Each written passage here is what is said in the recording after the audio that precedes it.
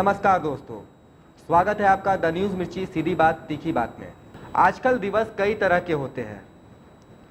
अलग अलग तरह के दिवस अब मार्केट में आ चुके हैं। कई ऐसे दिवस हैं, कई ऐसे डे हैं जो हम और आप मनाते भी हैं, सेलिब्रेट भी करते हैं।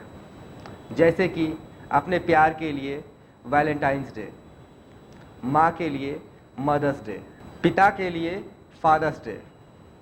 अलग अलग तरह के प्रोफेशंस के लिए, अलग अलग तरह की भावनाओं के लिए अलग अलग तरह की डे या फिर दिवस जो है वह बाज़ारों में आ चुकी है। कई ऐसे उटपटांग दिवस भी आजकल होते हैं जिसे भी लोग सेलिब्रेट करना नहीं भूलते हैं, उसे भी मनाया जाता है। आज 15 जनवरी है, भारतीय सेना दिवस है।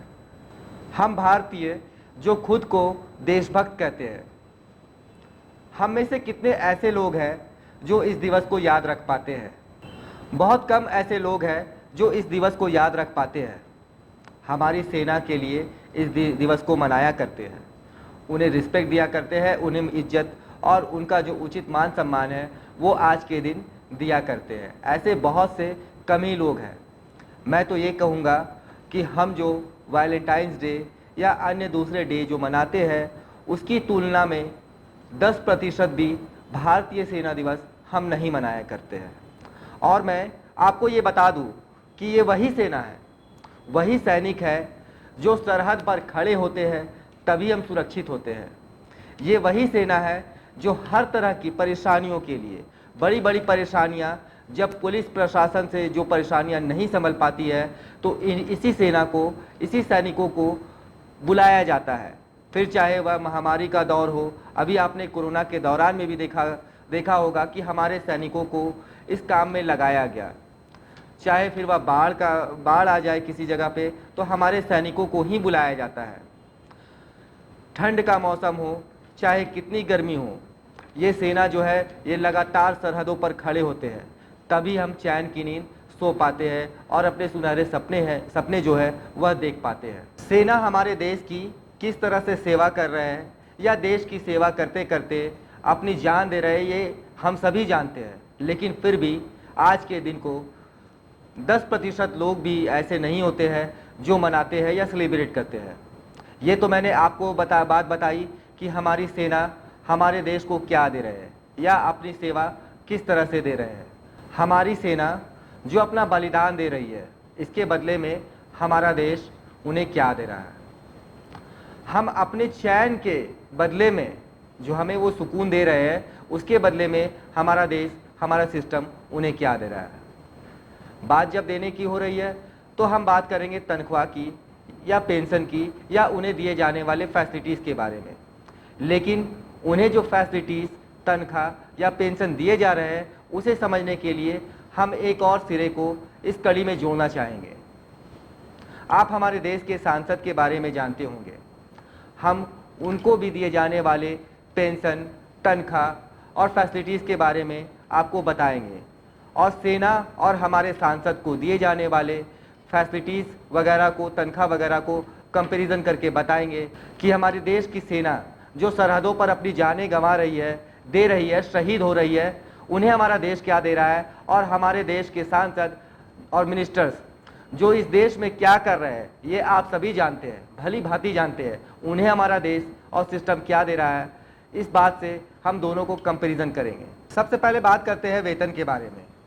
हमारे सैनिकों को और हमारे सांसद और मिनिस्टर्स को हमारा देश, हमारा सिस्टम क्या सैलरी देता है, क्या वेतन देता है? हमारे सैनिक जो कि सरहदों पर शहीद होते हैं उन्हें हमारा देश, हमारा सिस्टम लगभग 50 से 60 हज़ार रुपये प्रति माह देती है। वहीं हमारे सांसद और मिनिस्टर्स को 2.5 से 3 लाख रुपए प्रति महीने दिए जाते हैं, वो भी टैक्स को छोड़कर।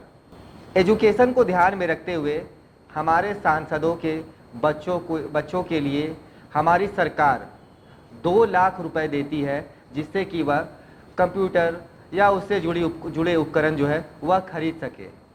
लेकिन हमारे देश के सैनिक जो कि सरहद पर अपनी जान दे रहे हैं और लगातार देश की सेवा कर रहे हैं, उन्हें इस तरह की कोई भी सुविधा नहीं दी जाती है।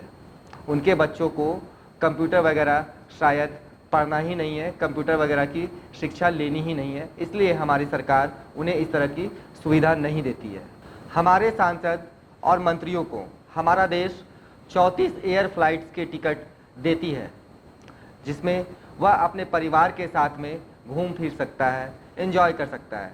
वहीं हमारे देश के सैनिकों को इस तरह की कोई भी सुविधा नहीं दी जाती है। हमारे देश के सांसदों को, मंत्रियों को हमारा देश सुविधा के रूप में 34 एयर फ्लाइट्स की टिकट देती है, जिसमें वह अपने परिवार के साथ में घूम फिर सकता है, एंजॉय कर सकता है।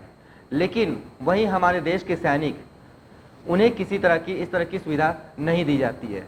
यहाँ तक कि उन्हें जब अपने घरों को जाना होता है तो वह अपने पैसों को ही लगा करके अपने घर जाते हैं। पहले मैंने आपको उनके तनख्वाह के बारे में बताया, फिर कुछ सुविधाओं के बारे में बताया। अब आते हैं मूलभूत सुविधाओं की ओर, जैसे कि बिजली और पानी। हर साल 50,000 यूनिट हमारे सांसदों और मंत्रियों को हर साल 50,000 यूनिट बिजली जो है वह फ्री दी जाती है। वहीं 40 लाख लीटर पानी जो है इन्हें फ्री दी जाती है। और हमारे सैनिकों को इस तरह की कोई भी सुविधा नहीं दी जाती है। हमारे देश के मंत्रियों को, हर प्रत्येक मंत्री को 4 लाख रुपए भी दिए जाते हैं कार खरीदने के लिए।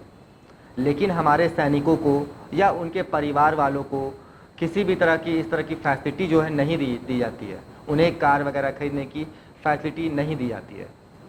आप अगर विधानसभा या संसद भवन गए होंगे कभी, तो आपको पता होगा कि वहाँ के कैंटीन में काफ़ी सस्ता खाना मिलता है। हमारे मंत्रियों को, हमारे सांसदों को 5 रुपए में बिरयानी खाने के लिए मिल जाती है। लेकिन वहीं हमारी सेना जो है उन्हें खुद से ही अपना खाना बनाकर खाना पड़ता है। तो दोस्तों, मैंने आपको भारतीय सेना दिवस के अवसर पर आपको बताया कि हमारे सैनिक किस तरह से हमारे देश की सेवा करते हैं, रक्षा करते हैं और हर वक्त हमारी सेवा के लिए खड़े रहते हैं। और उसके बदले में हमारा देश, हमारी सिस्टम उन्हें क्या देता है और हमारे देश के मंत्रियों को, सांसदों को हमारा देश क्या देता है। तो अब आपको भी आगे आना ही होगा, हमारे सैनिकों की आवाज़ बनना ही पड़ेगा। आप सभी को हमारे सैनिकों के लिए आवाज़ उठानी होगी। जब हमारे देश के मंत्रियों और सांसदों को इतनी फैसिलिटीज़ दिए जाते हैं तो हमारे देश की सेना को इस तरह की फैसिलिटीज़ क्यों नहीं मिलनी चाहिए। आशा करता हूँ कि हर साल आप भारतीय सेना दिवस दूसरे दिवसों की तरह ही मनाएंगे, हमारे देश के सैनिकों को समर्पित करेंगे ये दिन और उन्हें जो इज्जत मान सम्मान देना है इस बात का खास ख्याल भी रखेंगे। ये थे सैयद सनी, द न्यूज़ मिर्ची के लिए रांची। धन्यवाद। ऐसे ही सीधी और तीखी न्यूज के लिए YouTube पे जाकर के द न्यूज मिर्ची चैनल को सब्सक्राइब करें और लेटेस्ट अपडेट के लिए बेल आइकन को दबाना बिल्कुल ना भूलें।